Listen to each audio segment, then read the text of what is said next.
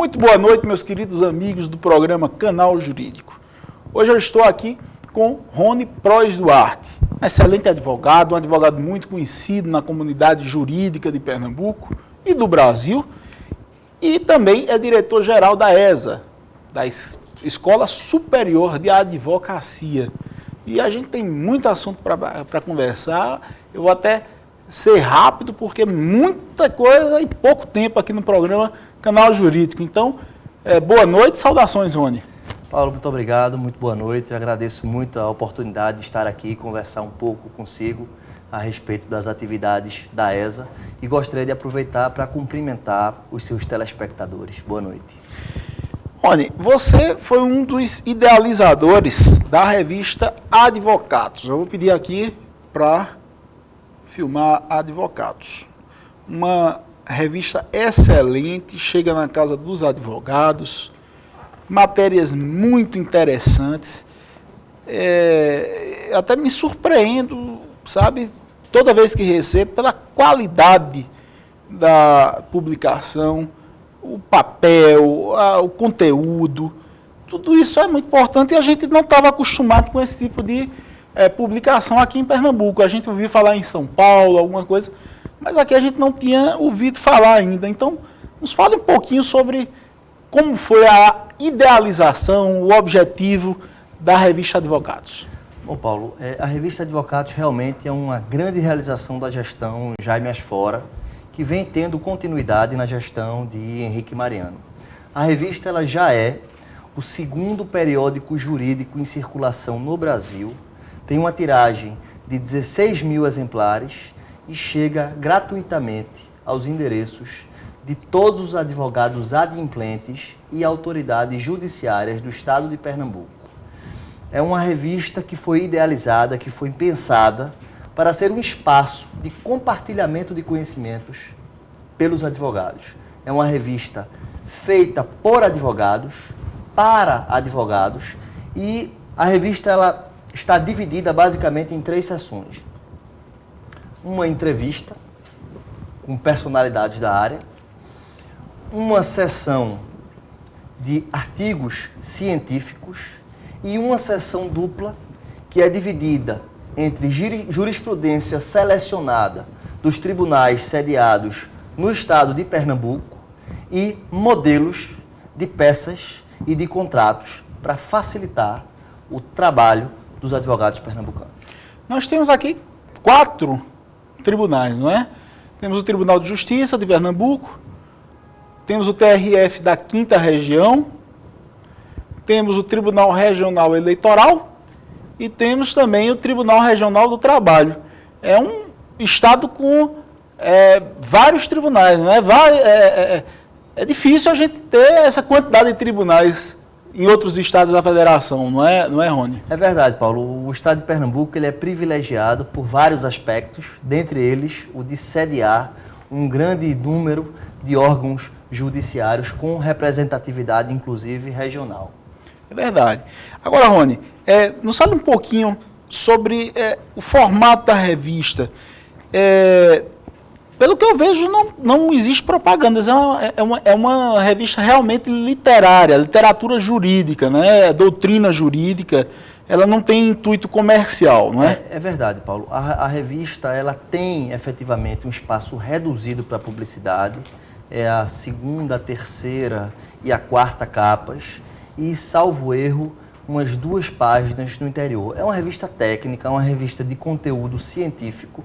Esse espaço publicitário ele é utilizado por colaboradores para poder amenizar o impacto dos custos dessa revista. É uma revista que, como você bem ressaltou, pela qualidade editorial, né, pela qualidade do material que ela é impressa, é uma revista de alto custo. Então, nós nos valemos de alguns colaboradores para poder nos ajudar a custear essa tão importante ferramenta para o advogado pernambucano.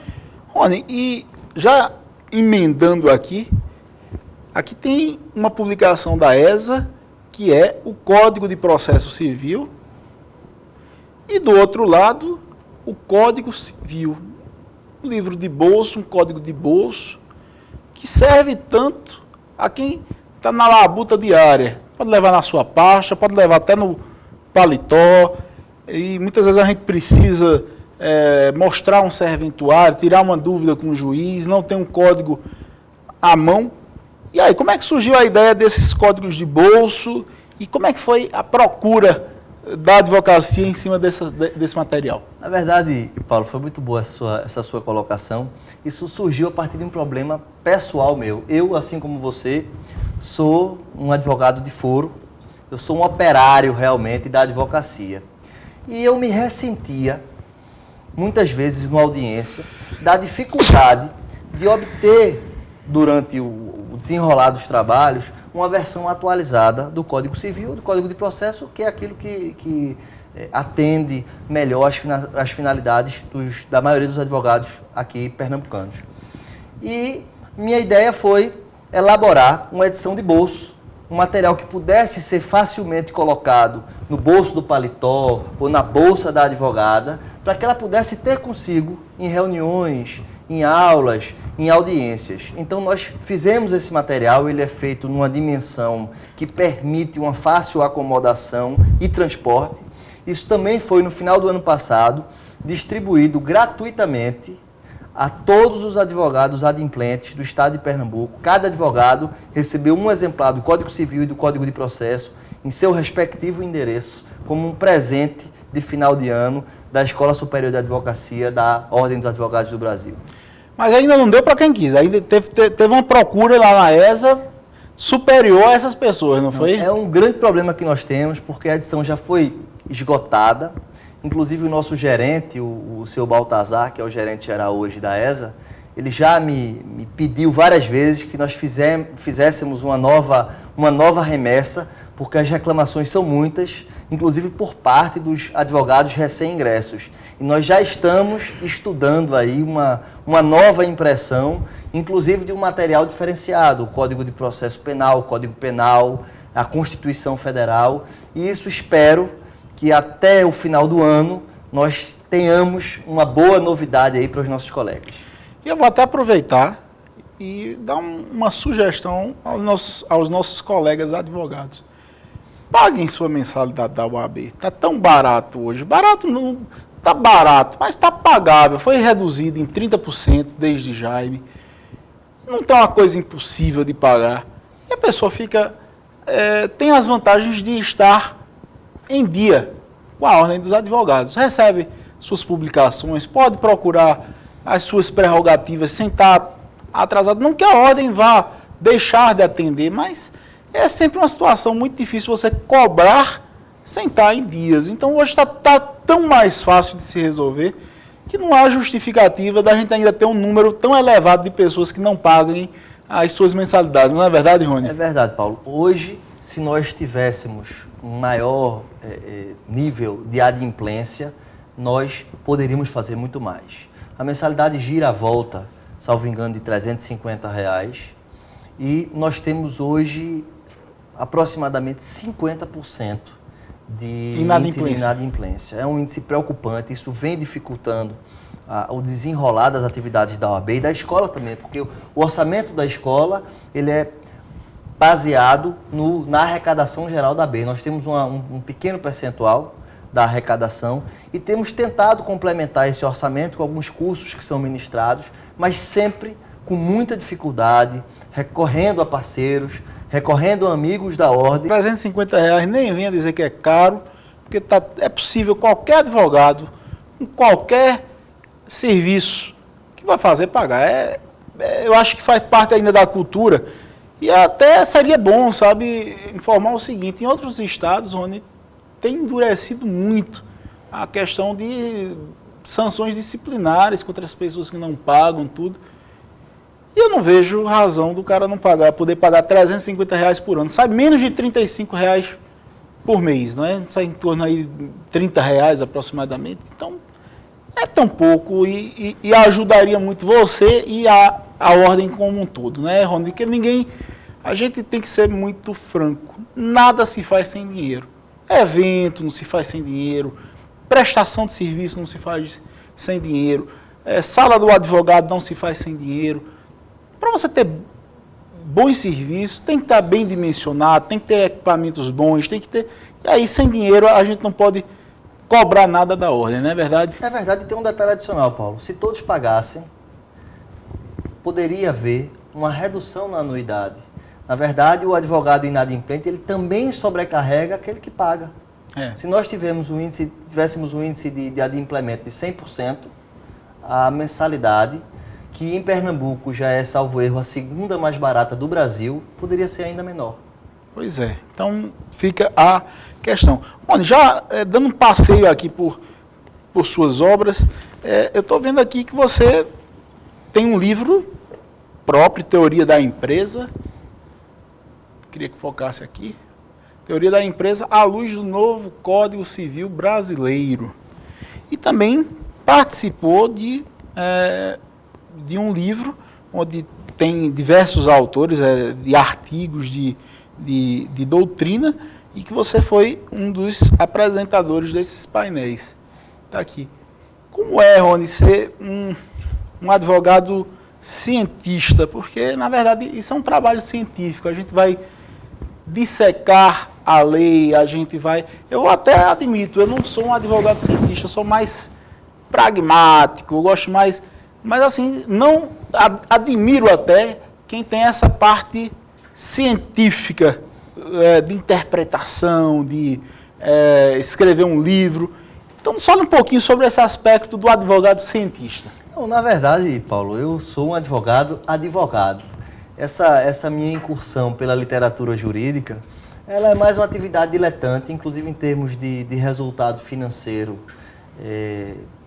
O resultado é absolutamente insignificante. Isso eu encaro como uma forma de se unir o útil ao agradável. Eu tenho um prazer em dedicar uma parte do meu dia aos estudos. Eu tenho uma atividade docente também, que eu estou afastado temporariamente por força dessa minha dedicação à Escola Superior de Advocacia. Então, logo, fim de meu mandato, eu hei de retornar às salas de aula. Isso é uma forma de eu me manter atualizado, né? E é uma forma de eu me encontrar, é uma maneira de eu descansar. Eu tive a oportunidade de fazer um mestrado, inclusive morei em Portugal 1 ano e 6 meses realizando esse mestrado. Foi durante esse período que eu pude escrever essa obra, que está aí publicada, e uma outra que foi publicada pela Coimbra Editora em Portugal. É uma experiência extremamente enriquecedora, né, que de certo modo ajuda o meu desempenho profissional, mas eu repito sempre, é uma atividade diletante e não tem nenhum tipo de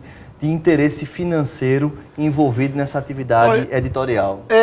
Já dizia Jô Soares que escrever escrever um livro é ter um filho sem parir.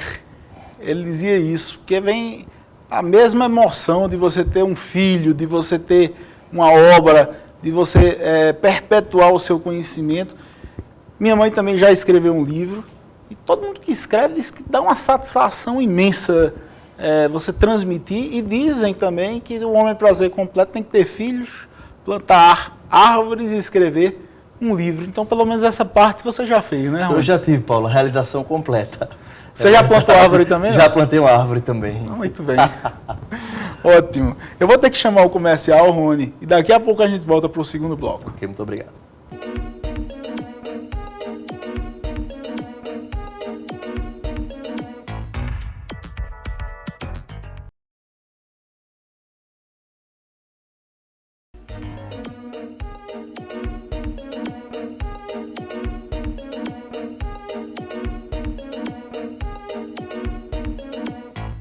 Estamos voltando para o segundo bloco com o Rony Preuss. Eu estava chamando ele de Rony Preuss porque todo mundo chama de Rony Preuss, pelo menos que chega aos meus ouvidos. E esses nomes estrangeiros, de vez em quando, causam alguma dificuldade. Por exemplo, o meu sobrenome é Perazzo. Mas se fosse pelo certo, italianamente falando, era só para ser Perazzo. E é Perazzo, e eu também não vou exigir do cara que o cara saiba que a pronúncia não é Perazzo, é Perazzo.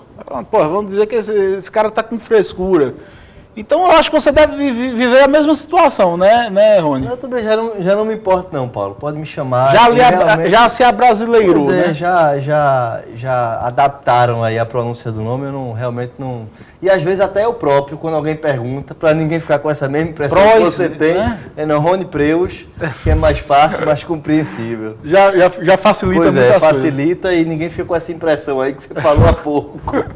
Não, e outra coisa, o cara, de repente tem uma pessoa que está escrevendo, aí você, ela escreve Preus, mas aí você diz, como é seu nome? É Preuss, aí já entra em Preuss, né, Preus, e é tanta confusão que é melhor dizer Preus mesmo, para evitar. Eu às vezes até lastimo de não me chamar Silva, que era bem mais fácil, né? Não tem esse tipo de problema. Pois é. Eu queria mostrar aqui um encarte, um caderno especial da Escola Rui Antunes, e até fazer uma homenagem a meu amigo Rony e também a minha amiga Manuela Asfora, que foi a coordenadora desse encarte. Esse encarte, ele trouxe entrevistas, ele acompanhou a última revista Advocados, não foi, Rony? Foi. E aí, olha, veio artigos, veio falando sobre a ESA, veio entrevista com Rony, com Manes e advogados, o que ele estava priorizando. Então é bom para a gente saber o que está acontecendo no mundo jurídico, as tendências, não é, Rony? Ampliar e diversificar os desafios de Henrique Mariano para a ESA. Então, um encarte muito bom. Parabéns a você, parabéns a Manuela, parabéns ao resto da equipe. Mas como foi exatamente a ideia do encarte, Rony? Na verdade, Paulo, esse encarte foi uma homenagem do Diário de Pernambuco e da agência Mais Comunicação, que sob a coordenação de Fábio Guiros e Manuela Asfora, idealizaram esse projeto. Nós contamos aí um pouco do passado e das previsões de futuro da Escola Superior de Advocacia Rui Antunes. Aí é o resgate da história da escola, que foi instituída pelo ex-presidente Jorge Neves. Há uma série de entrevistas de Jaime, sobretudo, e de Henrique, dando conta dessa nova fase que é vivenciada pela ESA. Uma prestação de contas para o advogado acerca de tudo que nós fizemos nesse mandato que agora, em outubro, completa 2 anos. Esse caderno, esse encarte, ele foi distribuído numa edição do dia 2 de maio, agora do presente ano, pelo Diário de Pernambuco, constou internamente dentro do Diário de Pernambuco, e nós recebemos um adicional que foi distribuído a todos os advogados adimplentes do Estado de Pernambuco, juntamente com a 4ª edição da revista Advocados, que foi distribuída no começo desse mês. Muito bem. Vamos falar aqui sobre a última obra que ele nos trouxe, A Legitimidade do Poder Político na Experiência Brasileira, de Seabra Fagundes. Então, nos fala um pouquinho dessa obra. Ela já foi editada pela OAB e vai ser reeditada agora. Do que trata exatamente, Rony? E o porquê dela estar sendo reeditada? É verdade, Paulo. Essa obra ela foi editada em 1982 pelo grande jurista Miguel Seabra Fagundes, e houve um pedido expresso do presidente Henrique Mariano, essa oportunidade do processo eleitoral e o centenário de Seabra Fagundes, que acontece em 2010, e no dia 11 de agosto, dentro da programação comemorativa da Semana do Advogado, será feita a reimpressão dessa obra. O que você tem em suas mãos é um piloto, uma via única que foi impressa para trazer ao seu programa. Ela será distribuída também aos advogados pernambucanos a partir do mês de agosto, então logo haja o lançamento. Esse lançamento vai constar da programação. Será feito um evento solene na sede da OAB, com a presença do ministro Pertence, que fará uma saudação. E, na ocasião, serão distribuídos os exemplares aos presentes, aos advogados que se fizerem presentes. Ótimo. Vamos agora mudar um pouquinho o rumo da conversa. A ESA hoje oferece quantos cursos? A ESA tem quantos alunos? Vamos falar um pouquinho sobre a questão de capacitação profissional, de pós-graduação. A ESA tem tido excelentes referências no meio jurídico, no meio jornalístico. A gente tem ouvido falar cada vez mais de uma forma muito séria, de uma forma muito competente. Então, Rony, vamos falar para o público que está nos assistindo o que é que a ESA está oferecendo de cursos, pós-graduações e as demais atividades da escola. A ESA, no que se refere aos estudos pós-graduados, é uma referência em todo o Brasil. Inclusive, esse nosso projeto, em 1 ano e meio, ele já conta com aproximadamente 1.000 alunos matriculados. É um projeto que foi 100% idealizado pela atual gestão da escola e que já foi replicado em outros estados, como Ceará e Alagoas. Nós temos uma pós-graduação que é oferecida em convênio com a Faculdade Damas para os advogados do interior do estado, Zona da Mata Sul e Norte. Os advogados pagam uma mensalidade de apenas R$ 150 e dentro desse valor está incluso o transporte. Então a escola custeia o transporte. Nós temos 5 linhas, as aulas são ministradas aos sábados, as vans vão ao interior, pegam os advogados, os trazem à capital, as aulas são ministradas e no final do expediente, às 6 horas da tarde, os advogados são levados de volta, dirigidos às suas residências. Quais são as cidades atendidas? Toda a Zona da Mata Sul e Norte, divisa com Alagoas, divisa com a Paraíba. Isso é muito importante pelo seguinte, a gente tem que deixar esse provincianismo de achar que Recife é o lugar único da aprendizagem. Antigamente, vinham pessoas do Amazonas estudar em Recife, vinham até pessoas de São Paulo, que aqui era a única faculdade de Direito, só tinha aqui em São Paulo, algumas pessoas não passavam lá, mas o Norte e Nordeste tinha que vir para cá. Até bem pouco tempo,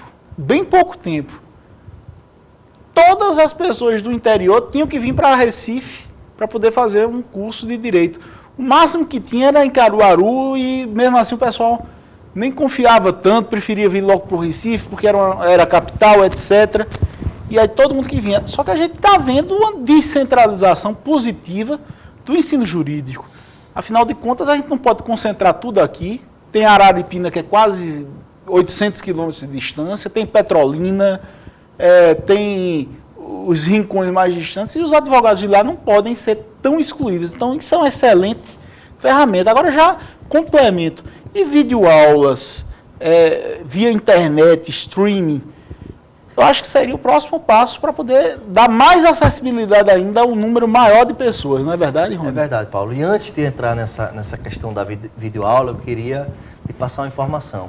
A escola, ela buscando atender ao advogado do interior do estado, que é uma das prioridades da nossa gestão, nós já estão abertas as matrículas, em convênio com a Faculdade Maurício de Nassau, já estão abertas as matrículas para pós-graduações em Petrolina, em Garanhuns, e nós celebramos um convênio, as aulas já estão em curso, um convênio com a Faculdade Boa Viagem e com a Escola Superior da Magistratura do Trabalho. As aulas já estão transcorrendo em Caruaru. Então é uma grande realização da nossa gestão, é mais um pioneirismo, a interiorização dos cursos de pós-graduação. E o próximo passo efetivamente como não poderia deixar de ser, a acessibilidade ao ensino complementar por intermédio da internet. Nós já encomendamos um estudo orçamentário para ver quando nós teremos condições de começar a oferecer ao advogado pernambucano o ensino à distância pela internet. Agora, nós já temos uma pós-graduação à distância, que vem sendo oferecida já desde o ano passado, por intermédio de mídia MP4.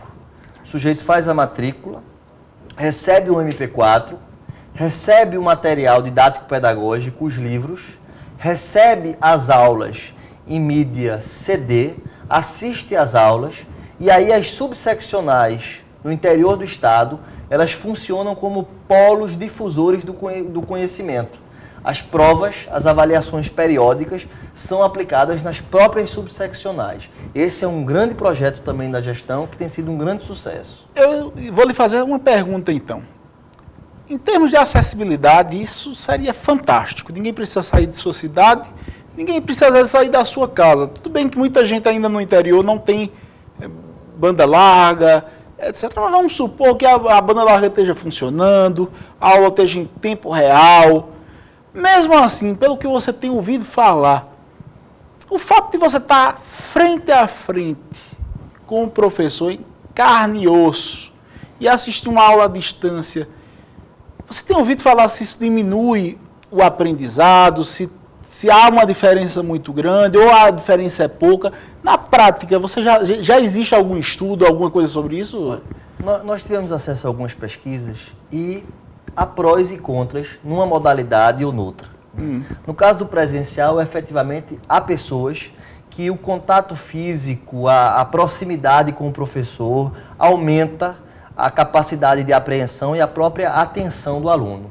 Mas, por outro lado, o ensino à distância ele tem um conveniente e hoje, principalmente quem vive da advocacia, sabe da dificuldade que é de você, ordinariamente, separar um período pré-determinado do dia para o estudo. E no caso do ensino à distância, você tem sempre a conveniência de poder escolher o horário que você quer dedicar, o horário que você quer empregar à atividade de ensino, de aperfeiçoamento técnico profissional. Então, você nota prós e contras em uma modalidade e em outra. Mas, em termos de utilidade, né, há uma grande aceitação hoje do ensino à distância. Inclusive, há um projeto em curso da Escola Nacional de Advocacia, um convênio que eu estou sabendo que está em vias de ser celebrado com a Associação dos Advogados de São Paulo, para permitir, desde já, a todos os advogados do Brasil o acesso a uma programação específica. Isso é muito importante, porque às vezes a gente está tão aqui que a gente não enxerga a realidade de nossos colegas que estão longe. E eu milito no interior e eu vejo que é um mundo totalmente diferente por várias razões.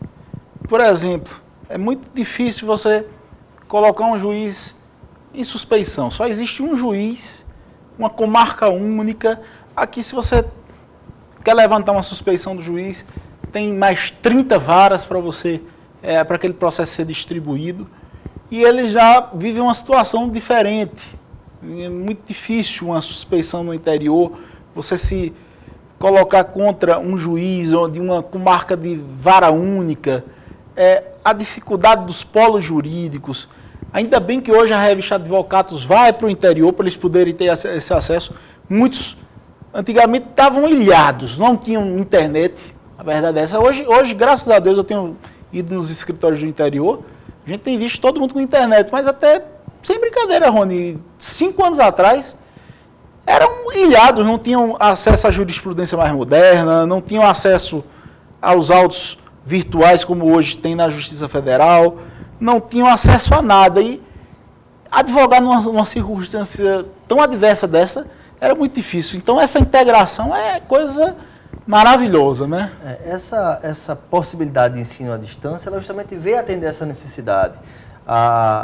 Por limitações até de orçamento, a escola não tem condições de se fazer presente em todas as subseccionais. O ensino à distância é uma forma de encurtar o caminho entre a OAB e o advogado. E eu sempre digo que o advogado interiorano ele é um herói, porque é realmente a figura que enfrenta o maior grau de dificuldade para o desempenho da sua profissão. E é justamente por isso que, desde o início da gestão, o presidente Henrique Mariano destacou, salientou a importância do direcionamento de todas as atividades da OAB para as necessidades do advogado interiorano. E hoje essa situação é agravada, esse problema que houve das cheias, a situação no interior do estado, que foi afetado por esse fenômeno climático, é catastrófica.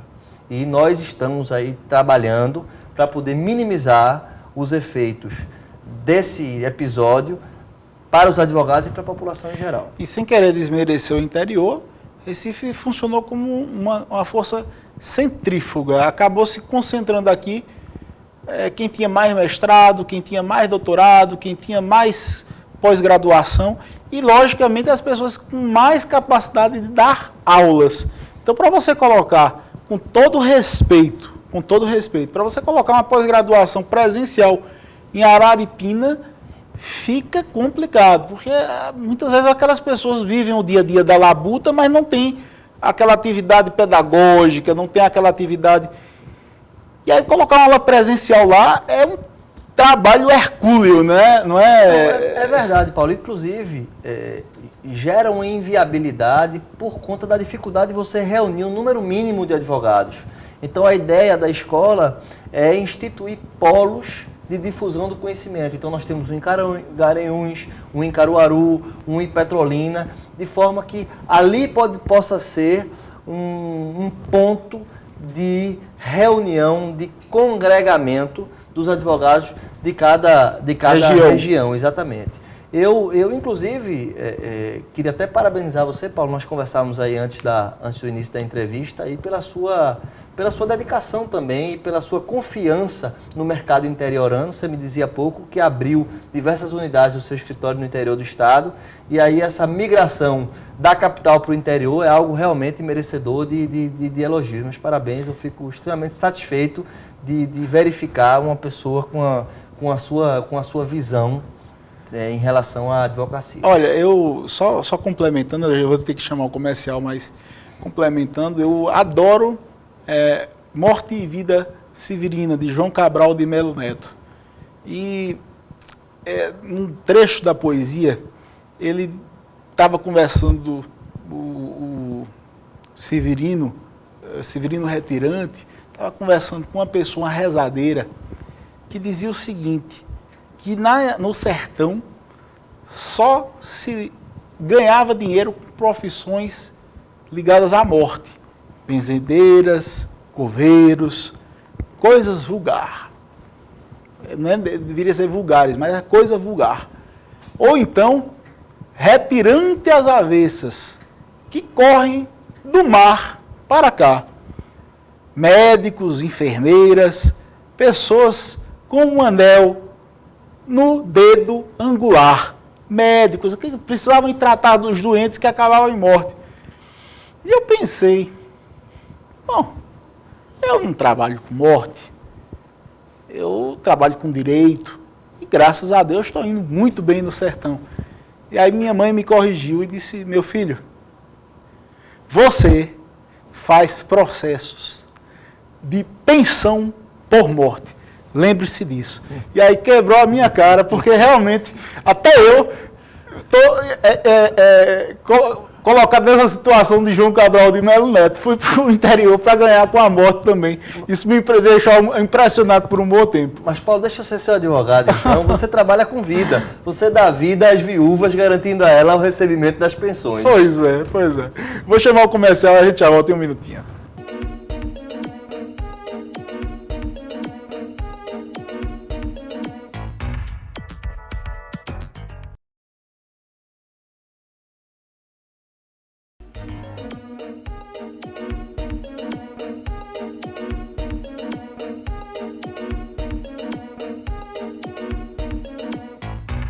Bom, estamos voltando para o terceiro e último bloco do programa Canal Jurídico com Rony Prois. Rony, vamos falar um pouquinho de advocacia. Me responde uma coisa, Rony, na tua área empresarial, eu ouvi falar que uma época dessa estava predatória, inclusive, pelo menos com bancos. Existia uma espécie de leilão de quem oferecia mais barato, isso aviltou os honorários, inviabilizou muita advocacia e todo mundo queria trabalhar para os bancos e os bancos, vendo essa procura imensa de advogados, se aproveitaram e aí baixavam cada vez mais os honorários. Telecomunicações também fez a mesma coisa, empresas de energia, e cada um tem os seus problemas específicos na área, mas só um pouquinho sobre essa questão de aviltamento de honorários, pelo menos nesse caso que eu falei. Na verdade, Paulo, eu pessoalmente não me ressinto desse problema, porque eu tenho uma advocacia mais modesta em termos de volume e é uma advocacia mais artesanal. Mas eu vivencio esse problema junto a colegas e junto lá a própria Ordem dos Advogados.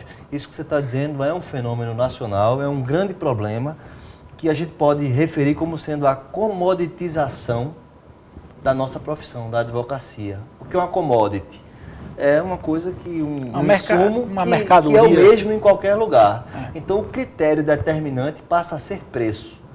Então o ganho ele vem em decorrência da escala. O sujeito vende, o escritório vende muito mais a gestão do que o serviço. E aí você tem a invasão de escritórios do sul do país, isso houve queixas recorrentes. Inclusive, tinham escritórios que vinham para cá oferecendo uma experiência gratuita. O sujeito abordava o seu cliente e dizia, olha, eu lhe ofereço, meu escritório tem essa estrutura, a gente tem esse know-how, essa expertise, e eu te ofereço 6 meses de experiência gratuita.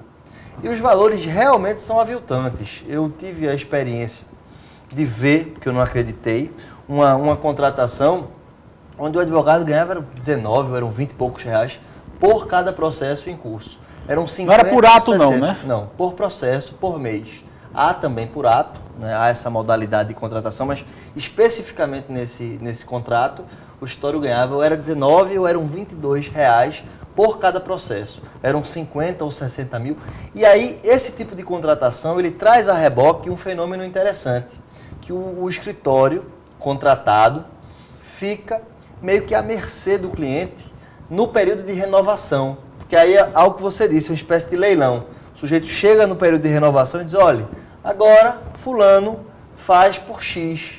Se você não fizer por X, eu vou para fulano. Então, e aí você já tem uma estruturação para atender aquele cliente, você já tem um número de profissionais que você, queira ou não, desenvolve um vínculo de relacionamento e muitas vezes até o problema da vaidade, o sujeito não quer encolher o escritório. E aí vai se submetendo e creio eu que em determinados casos a contratação seja deficitária, ou seja, o que o escritório recebe não seja suficiente sequer para cobrir os custos envolvidos com a prestação do serviço. Só para dizer que quem advoga para o banco, para a companhia energética, assim, levar o nome, mas em termos de dinheiro, não, às vezes não é compensatório, né? É verdade, em termos de resultado, porque as cifras envolvidas são altas, o valor pago mensalmente é elevado, mas quando se vai para a ponta do lápis, se vê muitas vezes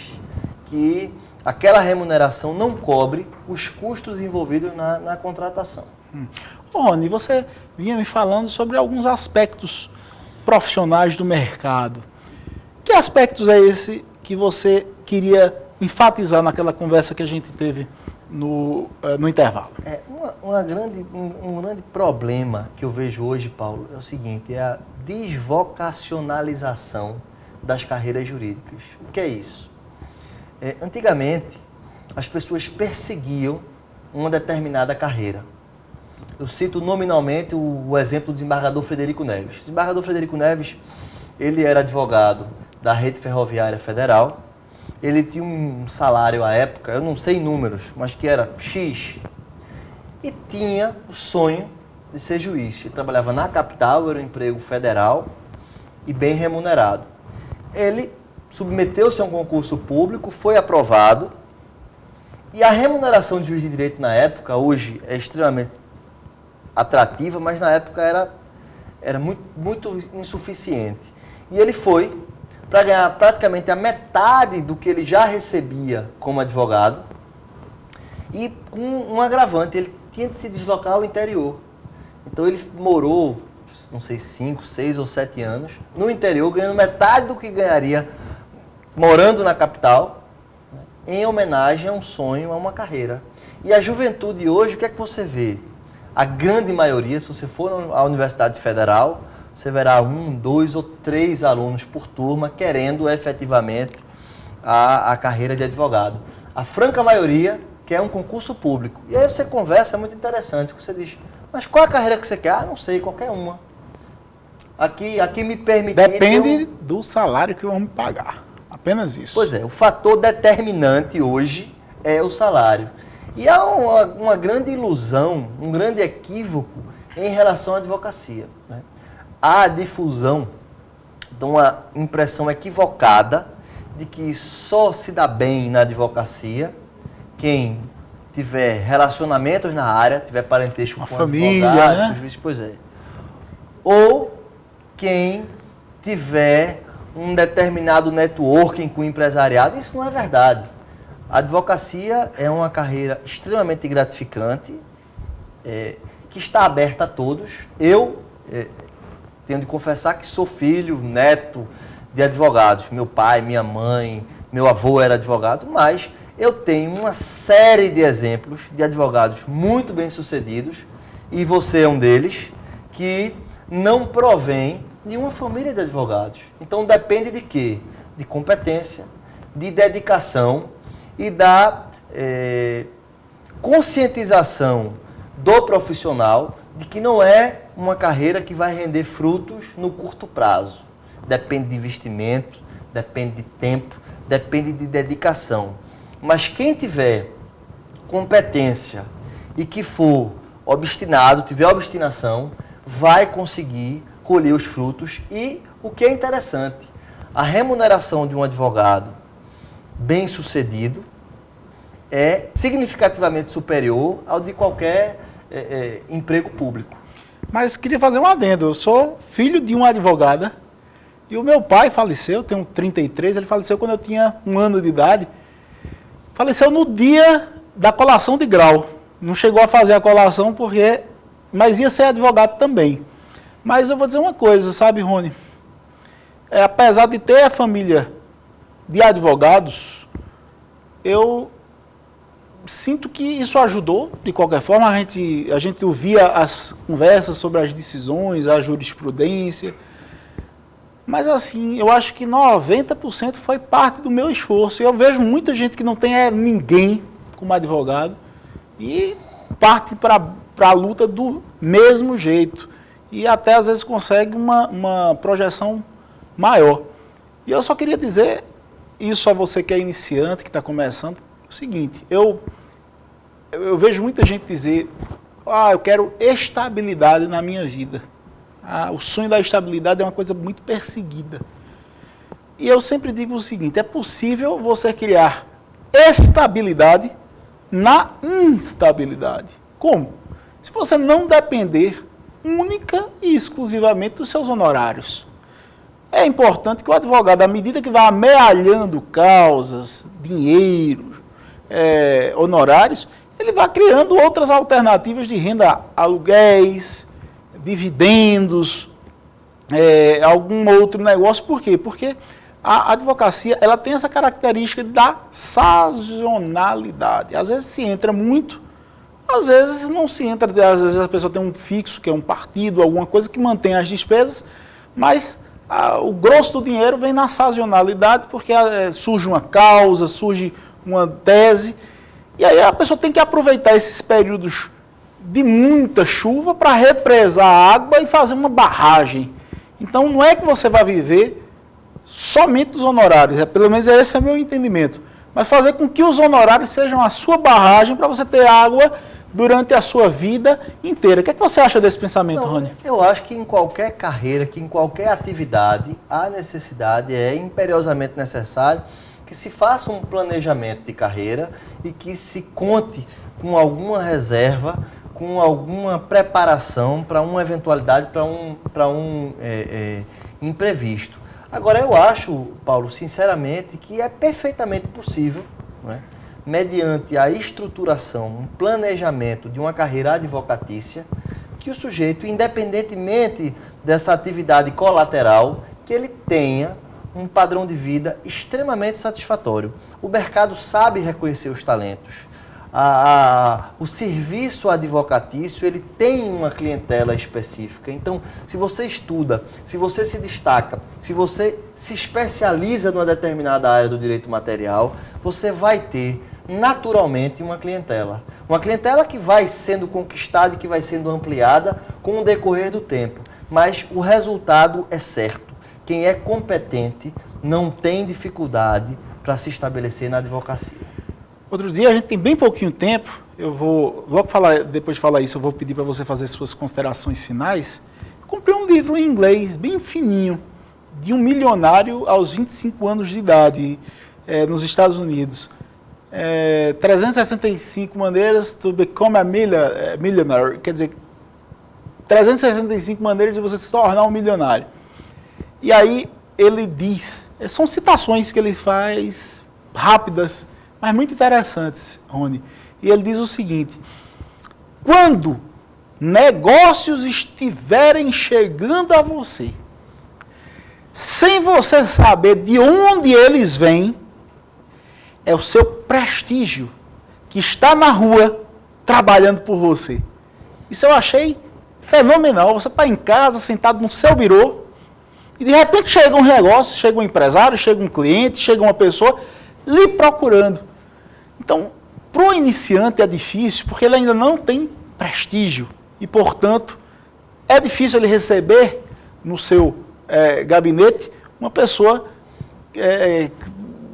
não sabe quem é ele. Mas depois da pessoa fazer esse prestígio, os negócios começam a chegar. Essa, eu acho que é o grande segredo também da advocacia. Rony, eu queria que você fizesse suas considerações finais. Bom, minhas considerações finais, Paulo, são basicamente agradecer a oportunidade de vir aqui ao seu programa, de grande audiência, em termos quantitativos e qualitativos, e agradecer a oportunidade que foi dada à Escola Superior de Advocacia Rui Antunes de ocupar esse espaço, de nós podermos divulgar um pouco das nossas atividades, nosso projeto de gestão, e para me colocar à disposição de você, me colocar à disposição do advogado em casa, para que nos contacte, para que dê sugestões, para que formule as suas demandas por intermédio do e-mail culturaesa@smartsat.com.br,